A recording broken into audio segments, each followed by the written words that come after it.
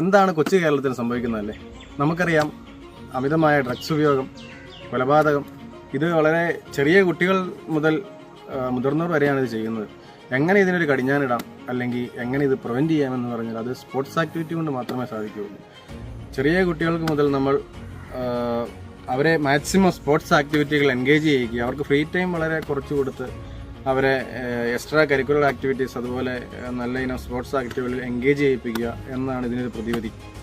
നമുക്കറിയാം, ചെറിയ സ്കൂളുകൾ മുതൽ കോളേജ് വരെ അവിടെ കായിക വിദ്യാഭ്യാസം ഉറപ്പാക്കുക, അതൊരു മാൻഡേറ്ററി സബ്ജക്റ്റ് ആക്കുക. ഇതുമൂലം ഒത്തിരി വ്യത്യാസം നമുക്കിത് കാണാൻ സാധിക്കും.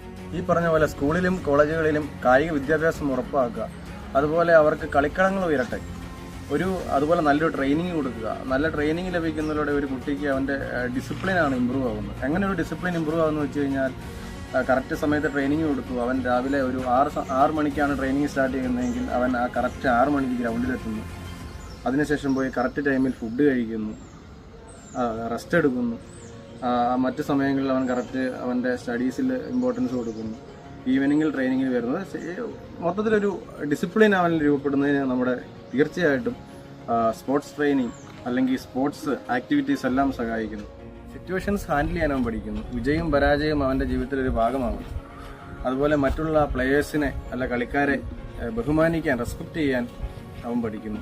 അപ്പോൾ ഇതെല്ലാം നമുക്കറിയാം, ഈ കായിക രംഗത്ത് സ്പോർട്സിലൂടെ മാത്രം സാധിക്കുമെന്നാണ്.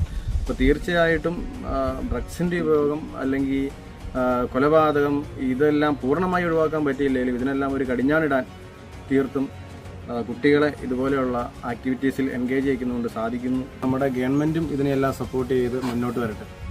അപ്പോൾ ലാലേട്ടൻ പറയുന്ന പോലെ narcotic is A dirty business.